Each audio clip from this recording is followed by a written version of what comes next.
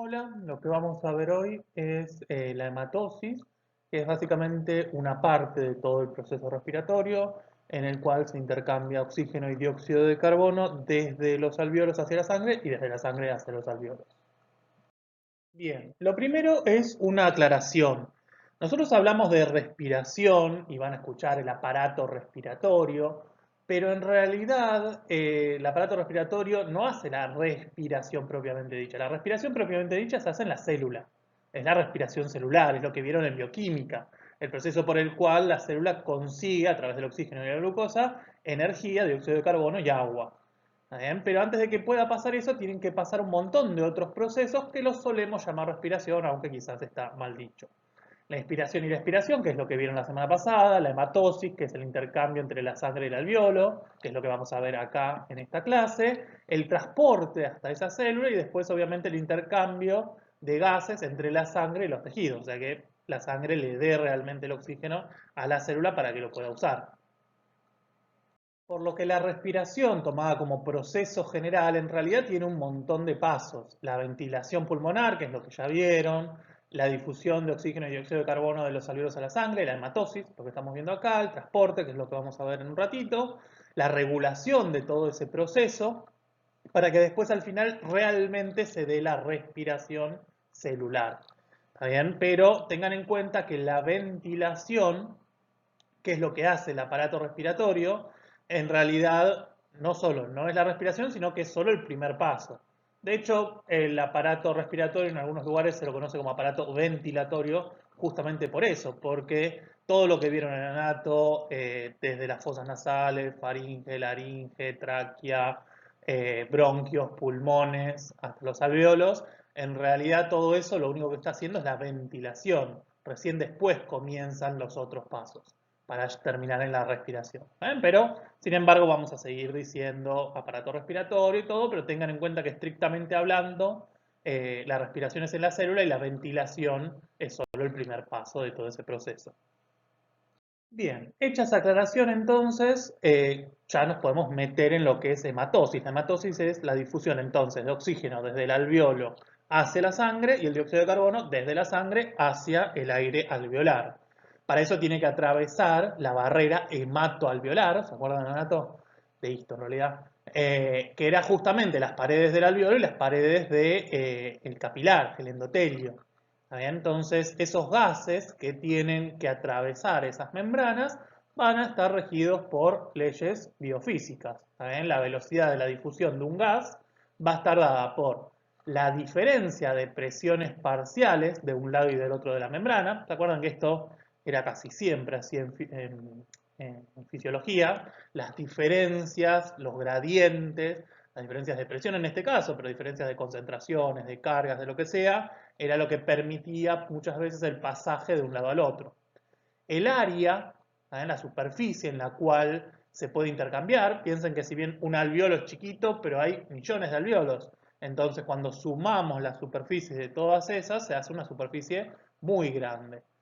La solubilidad de ese gas en agua, la distancia que tiene que atravesar, piensen que la barrera hematoalveolar, la pared del alveolo y la pared del endotelio es muy finita, porque justamente queremos favorecer que haya un intercambio, pero obviamente cuanto mayor sea el grosor de una pared, más difícil es pasar de un lado al otro. Cuanto menor sea, más fácil es.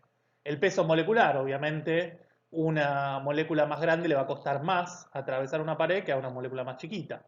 Y la temperatura, ¿saben? Que también va a influir sobre todo sobre la solubilidad de ese gas en un líquido. Entonces tenemos la ley de Fick, se llama, que relaciona todos estos parámetros que vimos. Entonces la velocidad de difusión de un gas va a depender de la diferencia de presiones parciales, el área, la solubilidad y va a estar indirectamente relacionada con la distancia y el peso molecular.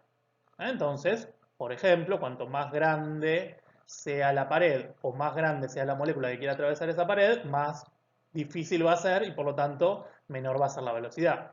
En cambio, cuanto mayor gradiente, más ganas de pasar tenga al otro lado, o cuanto mayor sea el área por donde puede pasar, o cuanto más fácil se pueda solubilizar en agua, más rápido va a ser la velocidad de ese gas.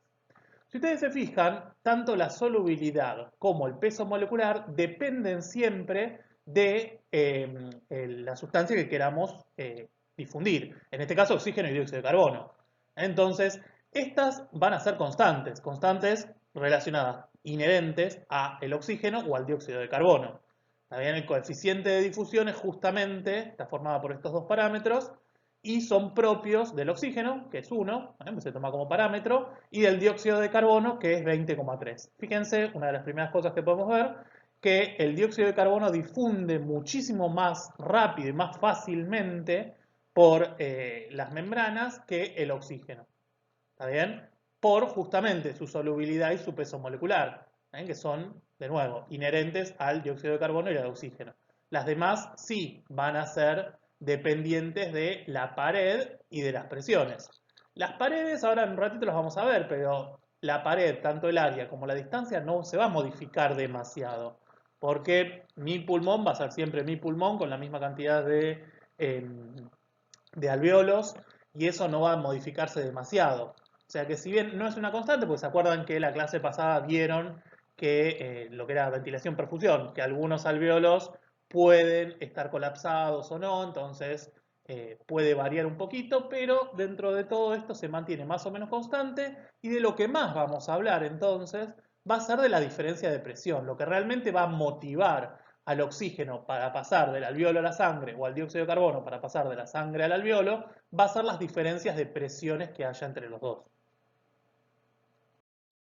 Bien, así como hablamos antes del coeficiente de difusión que dependía de los gases, del oxígeno y del dióxido de carbono, ahora vamos a la parte que depende del pulmón. ¿Se acuerdan que teníamos los bronquiolos terminales, bronquiolos respiratorios, los alvéolos?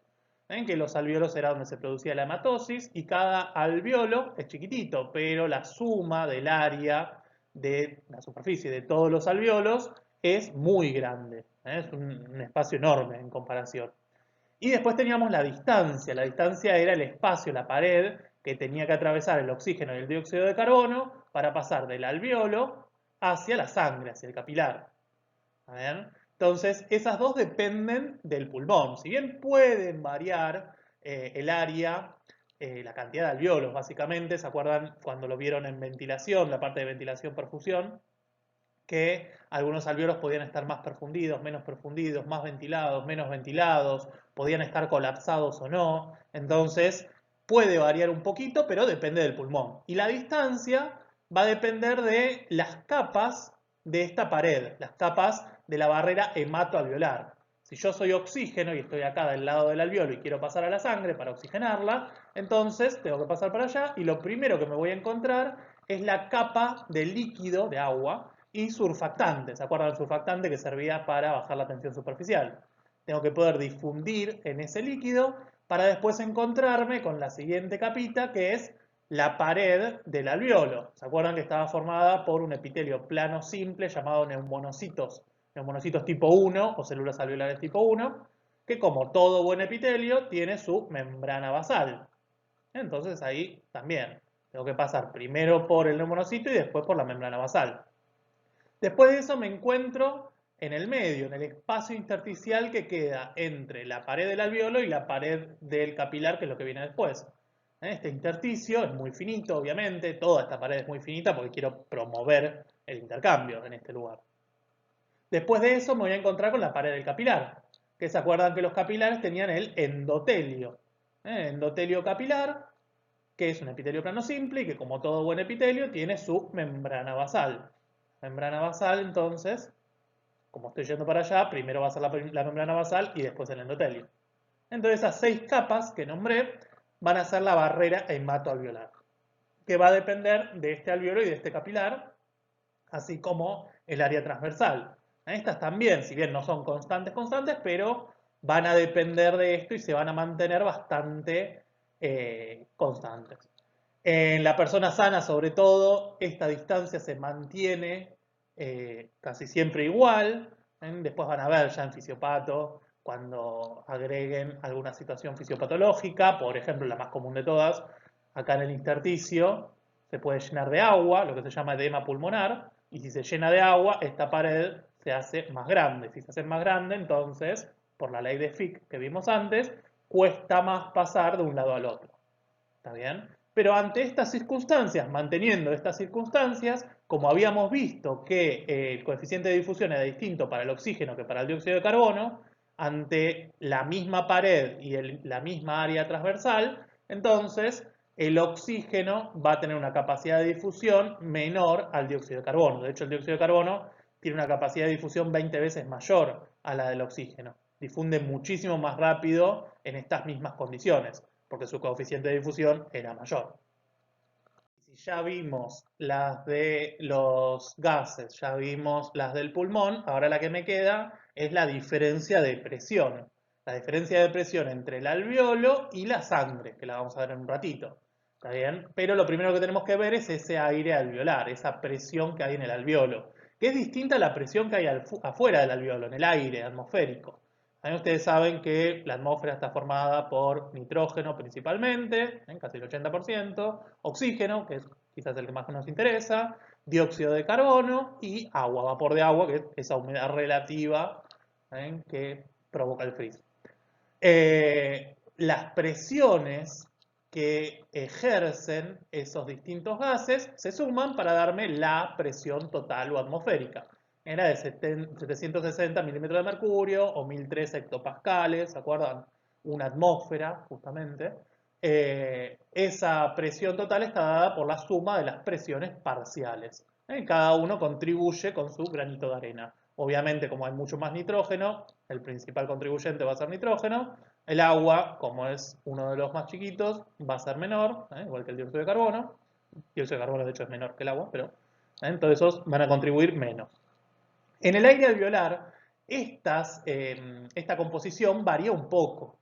El oxígeno, fíjense que pasa de ser el 20% a ser el 13%, que tiene bastante lógica. Piensen que cuando el oxígeno entra al alveolo empieza a hacer hematosis y por lo tanto parte de ese oxígeno que entró al alveolo está pasando hacia la sangre, está oxigenando la sangre y por lo tanto el alveolo pierde oxígeno porque se lo está dando la sangre. O sea que es lógico que el alveolo tenga menos oxígeno. Algo parecido, pero al revés pasa con el dióxido de carbono. Fíjense que el dióxido de carbono subió, porque en el alveolo se está recibiendo el dióxido de carbono que tiene la sangre, que a su vez la sangre lo recibió de las células, por la respiración celular. Entonces la idea es que este dióxido de carbono que pasó de la sangre al alveolo, eventualmente sea expirado, salga y nos lo podamos sacar de encima. Pero obviamente mientras esté en el alveolo va a ser más alto que el dióxido de carbono que hay en la sangre, en la atmósfera. Y algo parecido, también, pero no por la hematosis, pasa con el agua. Cuando nosotros inspiramos, estamos metiendo ese aire que estaba relativamente seco en comparación a un medio húmedo. ¿Saben? Nosotros somos 70% agua, o sea que a medida que va pasando el aire se va humidificando y por lo tanto cuando llega al alveolo va a tener muchísima más cantidad de agua que cuando entró. ¿Bien? Entonces al modificar esas proporciones se modifican también las presiones parciales, que son las que me interesan. Fíjense que el nitrógeno ni lo tocamos, pero el oxígeno bajó, al bajar su proporción, su cantidad, bajó también su presión parcial. Y el dióxido de carbono al revés, subió su presión parcial. Bien, después de todo eso, entonces ahora sí podemos empezar con la hematosis propiamente dicha. ¿Se acuerdan que la sangre llega desde la arteria pulmonar, que trae sangre carboxigenada o desoxigenada, con poco oxígeno y mucho dióxido de carbono, hacia el pulmón, la arteria pulmonar, y llega entonces con una presión parcial de oxígeno de 40, que es poco, y una presión parcial de dióxido de carbono de 46, que es mucho. ¿Está bien? Entonces llega con mucho dióxido de carbono y poco oxígeno. Y se encuentra con el alveolo. En este lugar, entre el capilar alveolar y el alveolo, ahí es donde se va a producir la hematosis. El alveolo tiene presiones parciales distintas. Tiene mucho oxígeno, una presión parcial de 100 milímetros de mercurio, y una presión parcial de dióxido de carbono de 40, que es menor a la que trae la sangre. Entonces, acá es donde está la diferencia de presiones parciales. Esto es lo que va a promover que el oxígeno vaya de donde hay más presión, 100, hacia donde hay menos presión, 40. Entonces el oxígeno va a tender a ir desde el alveolo hacia la sangre, oxigenándola. Mientras que el dióxido de carbono va a tender a ir de donde hay más, 46, hacia donde hay menos, 40, saliendo el dióxido de carbono de la sangre y entrando en el alveolo para después eventualmente salir en la expiración. ¿Bien? Entonces, cuando terminemos este proceso de hematosis, ¿bien? Y se haga el intercambio del oxígeno hacia la sangre y el dióxido de carbono de la sangre al alveolo, la sangre que sale va a tener entonces la presión parcial del oxígeno, ¿bien? Que va a subir, va a haber pasado de 40 con todo el oxígeno que le aportó el alveolo, va a haber terminado en una presión parcial de oxígeno de 100. Mientras que la presión parcial de dióxido de carbono, que vino con 46, al sacarse de encima todo el dióxido de carbono hacia el alveolo, terminó con una presión parcial de 40. Más no se puede sacar de encima porque ya por debajo de eso no hay diferencia de presión, no hay gradiente. Entonces ya no le puede seguir dando. Algo muy parecido le pasa al oxígeno. El oxígeno puede tomar oxígeno hasta 100, porque ya después no hay diferencia de presión y por lo tanto no hay gradiente para que el oxígeno siga entrando en la sangre. Entonces salimos del alveolo para eventualmente ir a las venas pulmonares con una presión parcial de oxígeno de 100 y una presión parcial de dióxido de carbono de 40. La sangre se oxigenó, pasó de 40 a 100, y se descarboxigenó, que no es una palabra que acabo de inventar, pero se sacó de encima el dióxido de carbono. ¿Está bien? De 46 pasó a 40. ¿Mm? Tengan en cuenta que esta sangre después va a ir al resto de los tejidos. Ahí lo puse así.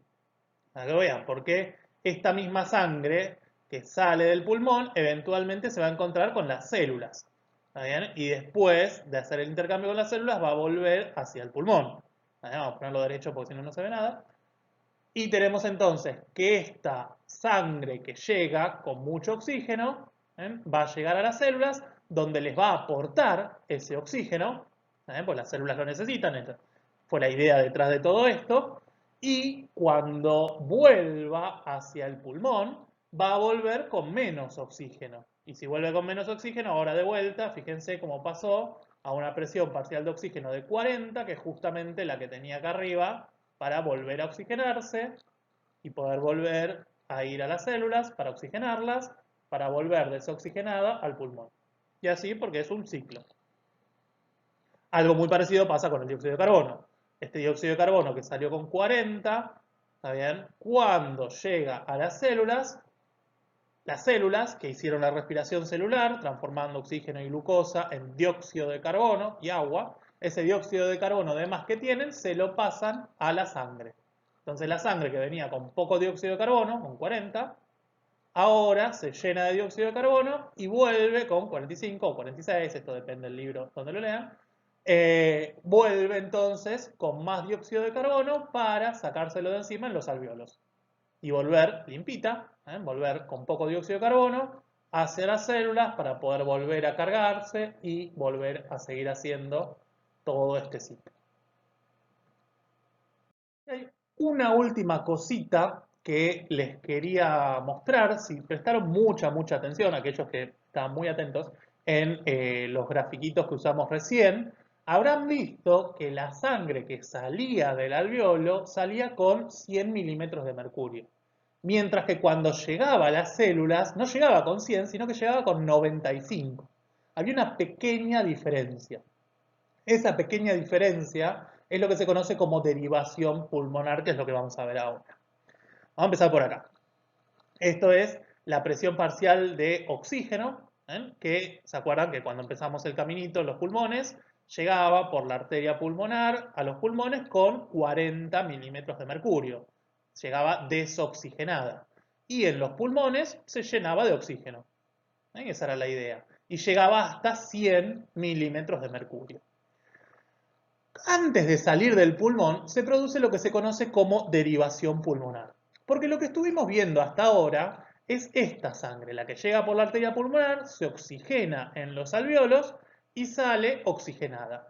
Pero en realidad esa no es la única sangre que llega al pulmón, sino que al pulmón le llega también sangre de la misma arteria pulmonar, pero que se encuentra con alvéolos que, por ejemplo, pueden estar colapsados. Y si están colapsados, no están ventilados, es decir, que no pueden hacer la oxigenación de la sangre, no pueden hacer hematosis, y esa sangre que llegó con 40 milímetros de mercurio no puede oxigenarse y vuelve a salir con los mismos 40 milímetros de mercurio.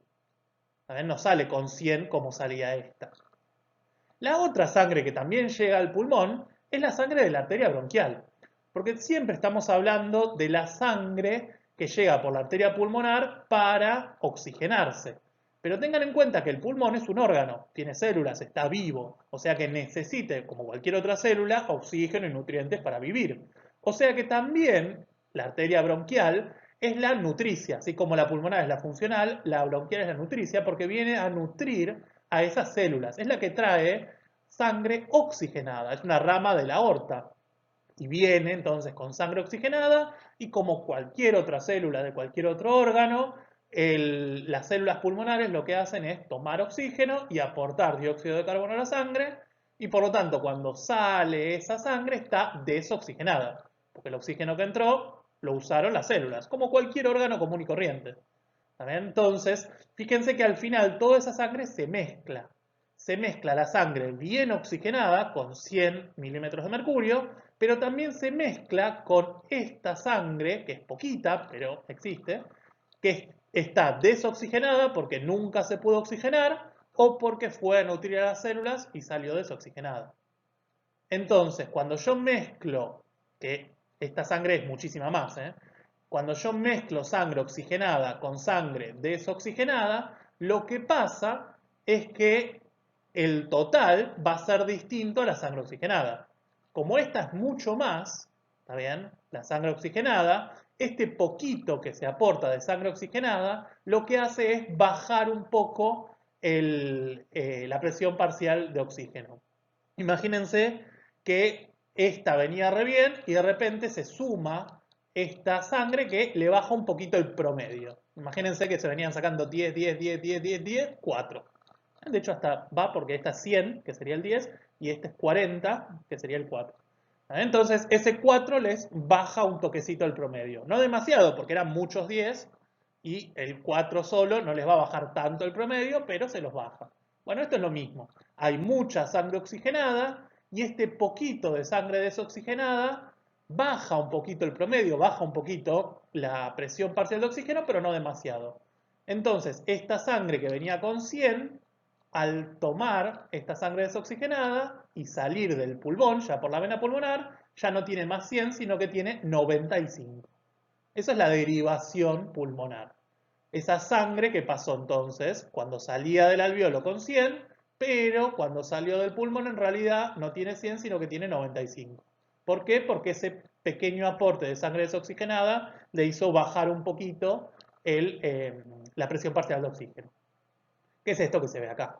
Ven cómo la sangre se llena de oxígeno y llega hasta 100, pero antes de salir del pulmón baja hasta 95. Y ahora sí, sale del pulmón con 95 y cuando se encuentra con las células toman ese oxígeno, porque era toda la idea, que oxigene las células, y la sangre vuelve a estar desoxigenada con 40, para eventualmente volver al pulmón para oxigenarse de vuelta, sufrir una derivación pequeña y volver a oxigenar a las células. ¿Bien? Bien, espero que se haya entendido, que les haya servido y los dejo acá con los pulmoncitos en cuarentena que por eso tienen barbijo. Nos vemos.